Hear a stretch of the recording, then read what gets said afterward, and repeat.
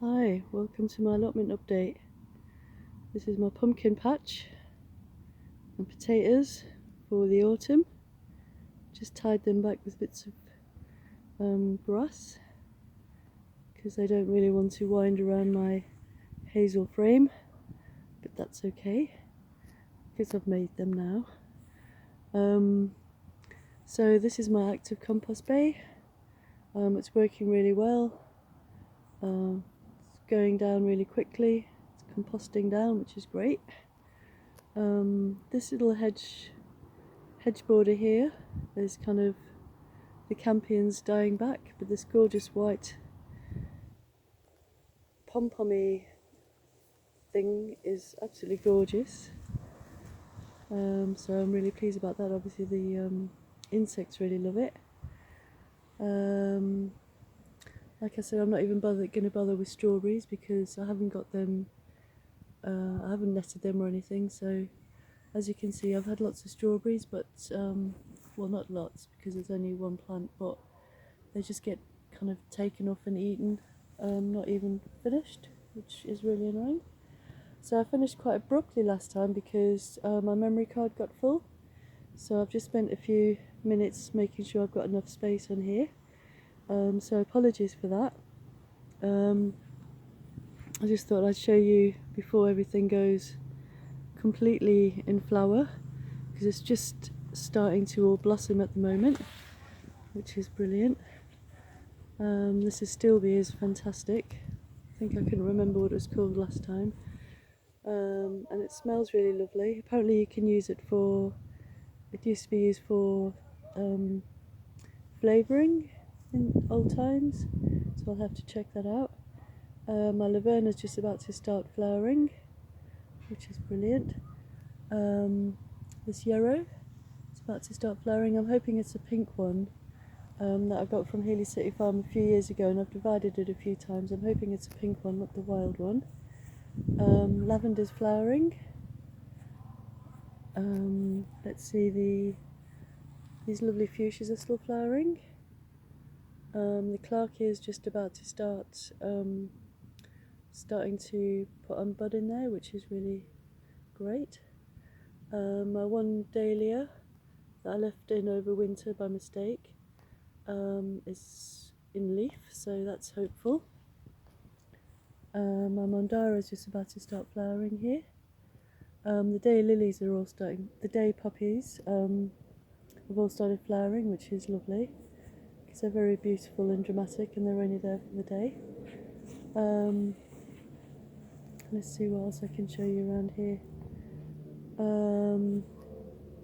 The fennel is about to start flowering. It's not flowering yet, but I left a couple of these mustard plants in, because I thought that would be very pretty to have with the yellow of the fennel. I thought that would be a nice contrast. Sea holly is just about to start doing something. Looks really dramatic. Let's see, I think last time we finished off in the corner by the holly tree, so let's go back there and I can show you what I've done. I think I've done more since then. We'll just walk past this border. I'm getting some cornflower, a little cornflower just about to start coming out there. Phacelia, beautiful. Insects love it. I've actually got a desert bluebell, which is rather sweet. Very unusual to have blue flowers. I remember choosing it and just thinking, I don't know if that's going to do anything, but it is. It's lovely to have these gorgeous blue flowers here. Beans are just starting to get going. Everything's a bit slow, so I'm just being patient and keeping it well watered. My snapdragon antirrhinum is flowering, which is really beautiful. I've got a couple more that seeds that I sowed that are coming up, which so I should have lots of them hopefully soon. The spugle is flowering. I'm very chuffed about that. It just sort of naturalises in the lawn, and I've just been really careful when I trim this area here not to trim it. This pumpkin here, you can see how much good soil pumpkins need, because the ones that I showed you first were in an old compost bay. I took all the soil, the best soil out from the bottom and just chucked it all in the new bed. They're doing fantastically, and you can see this one here. Well, obviously the soil's not as good, so even failures teach you a lot. But it just takes patience really to find out what your growing conditions are like, and everyone's allotment and little site is a bit different, so plants behave differently. I've had a couple of cool dips, which has been grand, but the thing that goes in the plug there, I'm not sure what it's called, but I need to replace that. I did put some sealant in, but it's busted. It's just plumbing stuff is not really meant for outdoors. It's not UV. It just plastics decay really quickly on the allotment site because of the UV if it's not protected. So yeah, so I cleared under here all the bulbs, so they should have plenty of energy to come back in the spring. This is some more yarrow coming here because I had to divide that big yarrow plant, and it looks like it might be pink. I really hope it is. Jacob's ladder's just finishing. Let's see, this is all really lovely along here. It's a really nice place to sit. So I've sunk these stumps in, little bits of tree trunk. It's really lovely to sit along here. And I sowed some lawn seed and clover, so that should be hopefully getting going soon and take over from all the weeds, because I don't want to be sitting there with weeds growing all around me. I'd rather have some low grass so I can see what's around me, because as I mentioned before, I have a big problem with rats on this allotment. So I've been trying to clear a lot of places that they really enjoyed, like my pallet compost bays, which I wasn't looking after properly. This little flower bed along the outside of the hybrid polytunnel fruit cage, these were sown probably about 3 weeks after the first ones that I've just shown you. So it just shows you what a massive difference it makes when you sow things. Even a week or two can make all the difference. I have some sweet peas growing up along here. A few of them have been dug out a few times and I've popped them back in. Luckily I'm here every day, or most days, so I could just quickly squish them back in, but you can see that one got pulled out too many times. So I'm just leaving it there and watering it and seeing what comes up. One pea's come up. I've sown peas all along this this edge here, but I suspect the rats or mice are digging them up, so I've not really had much luck with peas, unfortunately. Not peas in any form really. So here we go. This is as far as I've got with my drum machine. Makes quite a nice sound. Let me show you this rather weird gloomy sound it makes.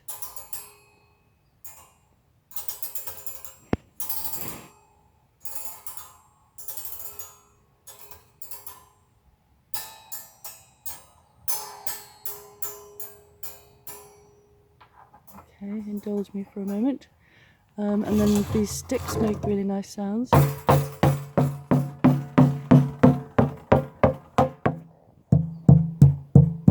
That's a really cool sound.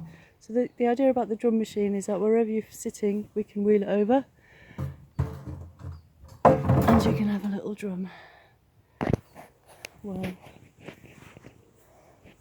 think that's kind of a bit of a far take on machine, but the machine is just a collection of parts that move and that are designed to do something. So even a spade is a machine.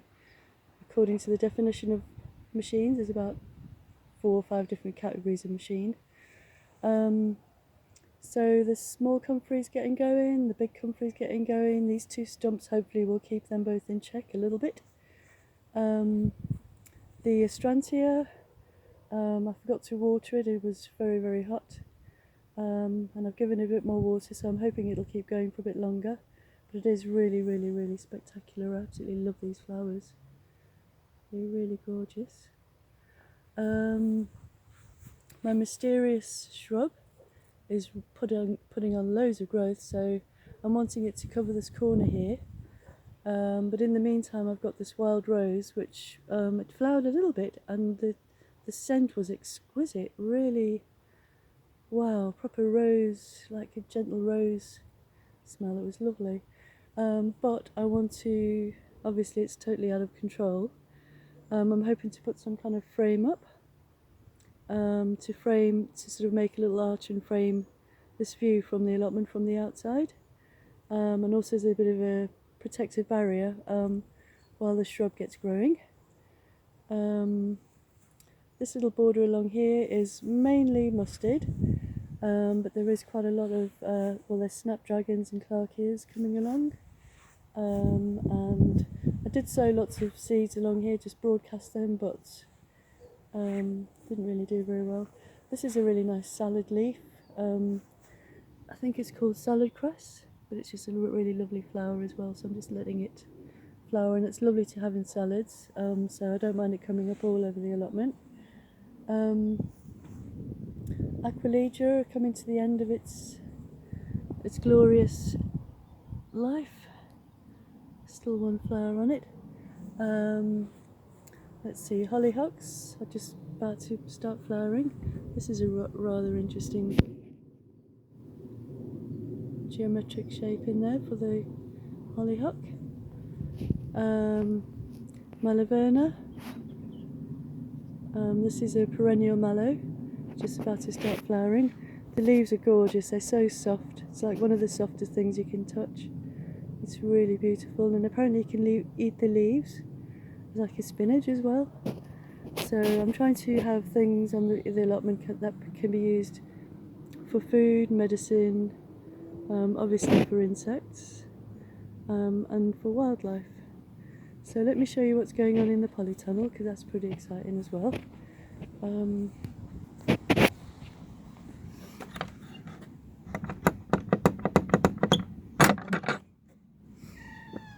So my aubergines are flowering. Hopefully I'll get a couple of aubergines on here. Cape gooseberries are flowering, and I think they're setting fruit as well. So I've just got 3 in here. I'll probably have to shuffle everything around again. Keep having to shuffle everything around in here because it's quite full. There's not much room. Peppers are starting to set fruit. I've got a couple of tomatoes. Different kinds of tomatoes. There's a big round one there and a skinny one there. Fruit cage is looking grand. Finally managed to put my purple sprout in and kale out, my winter crops. Blueberry are ripening beautifully. Whoop. Blueberries are ripening.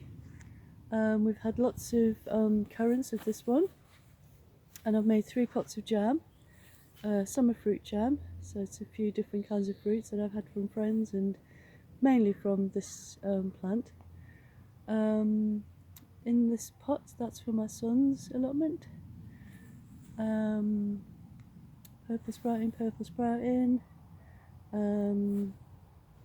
celia, beautiful, and there's another young blackcurrant as well. I think blackcurrants are my favourite of the currants, but red currants are okay. Not too keen on the white currant, so I might give this one away to a friend that wants it. I'm not sure, but we'll see. It's nice to have variety, I guess. I've had quite a few raspberries off here, not that many, but I think next year I'll have a lot more because it'll have established itself, and by then these cabbages are doing alright. Got quite a lot of black currants left on this one, so hopefully I'll have another few pots of jam to come, because I really love my black currant jam. We didn't have it in South Africa where I grew up, so it's a real nice revelation to me. We used to have a lot of guava, Cape gooseberry, and that sort of apricot jam was really easily available. But that's the problem with being an immigrant, is that you're always wanting a taste of home, but it never quite tastes the same because, as you know, if you are an immigrant, the water's different, the butter's different, the air's different, obviously the people are very different. So yeah, you just do the best you can to remind yourself of home and not feel too homesick. If you're an immigrant, especially, it's really good in a garden because you can grow crops and food that you really love. Obviously, most immigrants in this country, I think, come from fairly agricultural places, which is why people come here for all sorts of reasons. But there is a huge heritage of people in this country, migrants to this country, that have huge amounts of growing knowledge and food knowledge. And yes, I'm trying to continue this tradition. I kind of consider this a little piece of an English garden, because that was the kind of ideal. I come from a family of immigrants that went from England to Cape Town and then mixed with a whole lot of other immigrants, and I've come back here. But in my mum's family it was all about the English garden, so it is wonderful to be here and try and see what I can grow in my little rented corner of England. I'm very appreciative of allotments, and I wish more people would get involved, obviously, especially people that need food and need to be outdoors because they don't have a garden. So yeah, I think that's about it. It's quite a long video now.